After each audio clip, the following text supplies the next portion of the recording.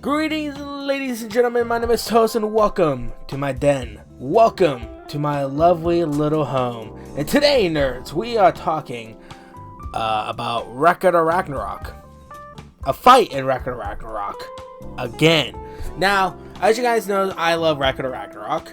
And I'm trying to make a video about every single fight in Record of Ragnarok. And in the future, I'll be doing that for my Joe Tyson. I've not been reading it. Honestly, haven't been reading any manga. That's my fault, and that's my fault alone, okay? I've been lacking in reading mangas, okay? I've been playing games with the boys, you know, trying to get gaming content here and there. But I miss making manga videos, so I'm gonna get back into reading it. So, here we're gonna be talking about Beelzebub versus Nikola Tesla. And it was electrifying. And yes, that's a pun. Because Tesla does electricity. You know what? Just kill the fucking intro, okay? While I go kill myself.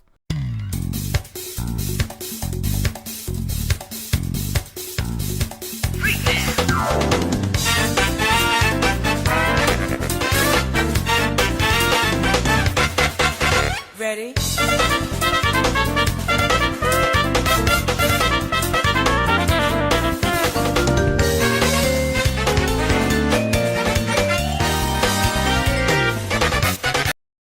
Okay, so Record of Ragnarok has finished the fight last month for Beelzebub and Nikola Tesla. Now, this fight is literally Jack the Ripper versus Heracles, but reverse. Beelzebub is the version of Jack the Ripper, and Nikola Tesla is the version of Heracles. Because Jack the Ripper was hated among the humans during the fight, right? So Beelzebub is hated among the gods because of his background story. And his background story is really fucking sad and depressing. You really gotta feel sorry for the man. It actually almost made me cry reading his background story. Then again, I was playing sad, depressing music while I was reading his background story. Maybe that helped as well. But, yeah, no, it is what it is. But, alright, let's talk about the character designs first.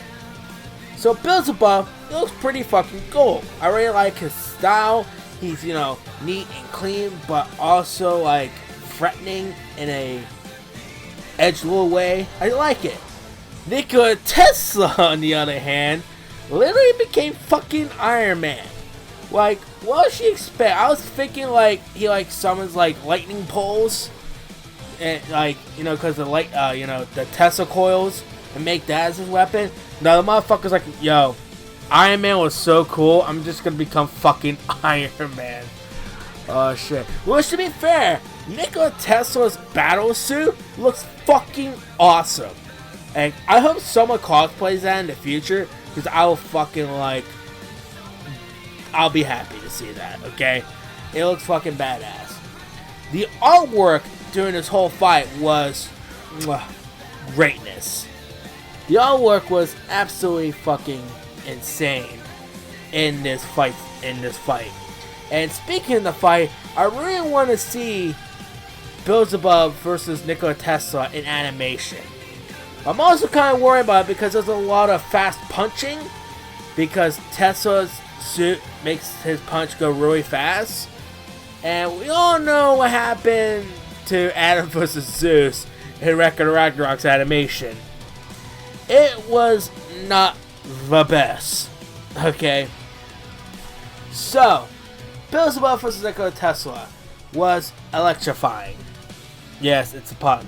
And honestly, this is actually one of my new favorite fights. It was fantastic. I had a blast reading it. You know, King Shing Hong versus Hades was a great fight as well. You know, Buddha versus Zuofuku was a great fight as well. Jack the Ripper was Lately, Record of Ragnarok's been killing it with these fucking fights, dude. Now, Raiden vs. Shiva was not the best. It was still a really good fight, but it was, I don't know, it kind of was a little slow, to be honest.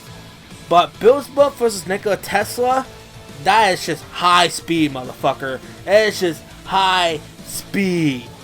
So, as you nerds know, every fight in Record of Ragnarok, the arena changed. And for Beelzebub vs. Tesla, the arena was just a small circle. Kind of like a Coliseum kind of circle, you know what I mean? And honestly, I think it worked pretty well. Because these two ain't just gonna go all over the place in the arena. They're gonna be up close and personal and really beat the shit out of each other. But let's talk about the characters before we get into more of the fight. Beelzebub's story is sad and depressing. Now, would I say it's more sad and depressing than Emperor King Shing Hong? Probably not, because his story is fucking depressing and I legit cry on that one. But it's this Beelzebub story is almost more sad and depressing than King Shing Hong's story. So, Beelzebub, if you guys don't know your Christianity, and I don't really know much of Christianity, Beelzebub is mocked with the devil. And since he's mocked with the devil, the gods just avoided him because he brings death, and basically he's just fucking cursed. So one day, a group of angels named Azel, I think I fucked up that name because Christianity names are fucking weird, Samuel, and of course, Lucifer. Now, I believe these were, in Christianity lore, I believe these three were angels, but then eventually became fallen angels. I don't know my Christianity that much, okay? I'm not really a Christian guy. So anyways, these three were trying to make friends with Beelzebub. You know, trying to line him up and become friends with him. They were, talking for at least a good while. And they were just joking around, and finally Beelzebub kind of laughed and he kind of smiled for the first time in his life. He realized that, is it okay for me to open up to other people? Is it okay to actually, feel loved and, not be lonely all the time? So Beelzebub had been hanging out with these friends for at least a while now, and they went to the forest to camp, or to hunt, or just to hang out. And, they were having a good time. Beelzebub kind of fell asleep, and when he woke up, he was covered in blood, and all his friends were dead, with their big hole on their chest where their heart used to be. It's not there anymore. So Beelzebub was sad, depressed, and angry, and he vowed one day he will find Satan, and he will kill Satan. Then one day, while he was researching where the whereabouts of Satan's at, a young woman came to his little studio and said that I've been looking for you for a while now, and she wants to help him look for Satan because Satan killed her childhood friend, aka Lucifer. So these two teamed up trying to look where Satan's at, and they look all over the place, to Valhalla, to the pits of hell, to deserts, to jungles, whatever. They went to go find Satan. So then one day, Beelzebub had a nightmare about him killing his friends, and Lilith went there to comfort him. And these two loved each other, and Lilith was just embracing him, and then he fell asleep. Beelzebub fell asleep again, and you know what happened? He fucking killed her. But before she died, Lilith told Beelzebub that she loves him, that she forgive him for everything that he did, and Lucifer's not mad at him. And she placed, I guess you would probably say a curse, but it's probably a blessing, that he cannot die. She told him to live for our sakes. And that's how Beelzebub basically became a fucking immortal. So you might say it's a curse, or it might become a blessing. So after murdering the love of his life, Lilith, he realized that he is Satan himself. And since Lilith gave him the curse/blessing, if you want to look into that, he can't die. So he's trying to find someone to actually fucking kill him. Now Tesla's background story is not as sad and depressing as Beelzebub. Beelzebub's background story is really damn good. Tesla, on the other hand, is not too bad, but compared to Beelzebub, it's not that good. So Tesla's story is he grew up in a family. His older brother was like super smart and super revolutionary in science, and when he passed away, Tesla vowed to basically become his brother and finish his project and invent other shit. So that's the story. It's not really deep details like Beelzebub was, but it's not really a bad background story. I just simplify it for you guys. So let's talk about the fight and the background characters. So Beelzebub's background characters, I really don't think I saw Lilith or Lucifer in the crowd. No, because they're dead, so they shouldn't really be in the crowd. Because they're gods, and the gods died, so. But on the human side, you have all the scientists, like Albert Einstein, and Confucius, and fucking Thomas Edison. And I just love how the artist/author realized that Edison's a fucking thief who stole Nikola Tesla's ideas for his own. And literally, he made Thomas Edison basically a fucking jerk. He's like an asshole who's like, oh, Tesla, that's so cool. I should probably take that for my own. It's honestly kind of funny if you read it. But let's talk about the fight. So, Beelzebub versus Tesla was really damn entertaining. Now, if we're looking at other fights, I think Nikola Tesla versus Beelzebub's fight had the best artwork, in my opinion. The artwork for Jack was great. The artwork for Buddha was great. But I don't know why Nikola Tesla and Beelzebub's fight artwork was fucking just top tier to me. It just looks so fucking good, man. The artist went fucking nuts on this shit. So as you know, Tesla's fighting style is all about punching because he's fucking Iron Man, and he does electricity attacks because it's Nikola Tesla, the inventor of electricity. While Beelzebub has a ultimate offense and ultimate defense kind of style. He can completely destroy you while also completely defending himself. Now there's more into background story for Beelzebub. He went to Hades to, have Hades to kill him, but Hades like, nah bro, I'm not gonna kill you. So Beelzebub, I think he fought someone to earn Hades' respect, and Hades gave him, Beelzebub's staff. So basically the reason why he's in this fight is to get revenge for Hades. So yeah. So the fight was very fast paced. And fucking Tesla is acting like a goddamn superhero. I think the author watched Iron Man, he's like, bro, I'm gonna make Tesla fucking Iron Man and make him like do some Sentai Power Ranger bullshit.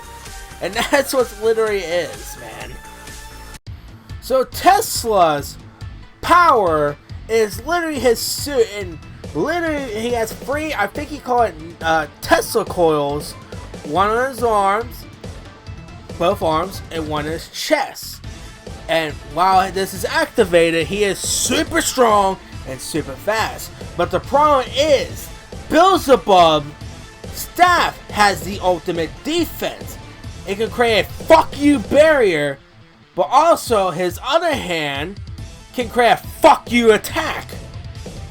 But to Beelzebub's surprise, Tesla survived the fuck you attack.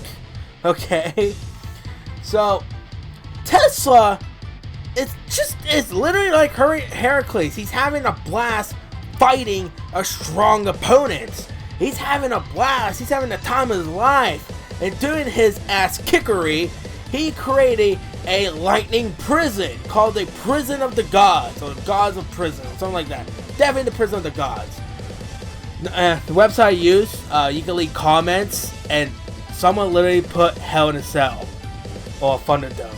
I fucking laugh out loud when I hear the word Hell in a Cell, because honestly it does look like a Hell in a Cell, to be honest. So these two went back and forth, and there was some really cool segments, and it was definitely, it might have looked like that Tesla's gonna beat Beelzebub, because Beelzebub did is, I'm gonna create a giant black ball of death to fucking annihilate you.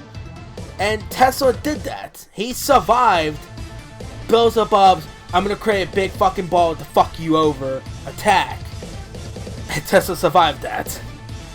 The reason why Tesla survived the I'm gonna create a big black ball of death to fuck you over, that's the title of that move is, because he wasted one of his Tesla coils for him to warp. Now he only used twice that warp technique, so basically he just up advantage because he's moving so fucking fast. So there's a problem with using that I'm gonna create a big black ball of death to fuck you over move. It kind of also fucking destroyed Beelzebub. Now I did read one of the comments in the manga that the powers are kind of uncreative. I disagree. I think they're actually kind of creative and also really cool to look at. But that's just my opinion. So, people actually realize that this fight actually might be the first ever draw, because they both will probably kill each other. That's the way how it looked like that. Because it was just going back and forth. Bloody, the other one's bloody. It looks like we actually might have a draw. But we didn't. We actually had a winner and a loser. So let's talk about the final climax of the fight. So Nikola's Tesla is literally going full on Adam and Zeus on Beelzebub, barraging him with lightning speed attacks. So Beelzebub, all he can do is use his staff to block the attacks. But Tesla had an idea. So Tesla lost an arm all of a sudden. Beelzebub realized that he lost an arm. He only has one damn arm left. But he didn't realize that the cost of the arm, Tesla actually... okay, I'm going to try to explain this. He punched so fast that he made his arm appeared behind Beelzebub to do a pierce attack. Science, right? In my opinion, that's fucking cool. He sacrificed his own leg to do a pierce attack while being super fast. That's dope. I really like that. So Beelzebub was actually in trouble. But Beelzebub was too smart. Instead, he swapped the arm away and stabbed Tesla through the heart with two fingers. By the way, he got the poke of death, by the way, and pulled his finger out. And, well, we know who the winner is. But before Tesla died, though, he gave a speech that, through science, we evolved. Humanity has evolved. And Ragnarok will not come true. We will prevail. The dude gave like a whole Adam speech, dude. I don't respect that. So, in the end, Beelzebub is the winner. And we don't know who's the next fighter. I hope the gods Adam and I hope the gods Anubis versus Rasputin. Please, can we have that? Thank you. So, Beelzebub is the winner. And this fight was really fucking great. I love the artwork. The artwork was so good in this whole fight. So in my opinion, I give this fight a 9 out of 10. Now, is it better than Jack vs. Ripper? It actually came close. Is it better than Buddha's fight? Yes. Is it better than King Shing's Heart fight? Yes. I think Nikola Tesla's fight is my second favorite fight of all Record of Ragnarok. And if once I'm gonna finish, I'm gonna rank every fight in a top 10 rank system. You know what I mean? But anyways, guys, the fight was fantastic. I hope you guys actually read the fight. It was great. Well, anyways, that's it for this video. I really do appreciate you guys actually watching my stupid ass content. It does make my day. Make sure you hit that like button. Make sure you hit that subscribe button. Watch all the beautiful content that I provide. And also, do not forget to hit that notification bell. Every time I make a new video, you get a notification. Your phone, your tablet, your computer, your hentai mangas saying, "Hey, Tolos made a new video." And now, like I said in all my manga videos, I hope you guys give me more manga recommendations. I have been reading you guys manga recommendations, and in the future I will make a video on you guys manga recommendations. So give me more, okay? I love reading guys recommendations. Well, anyways, that's it for me, and I'll see you nerds later.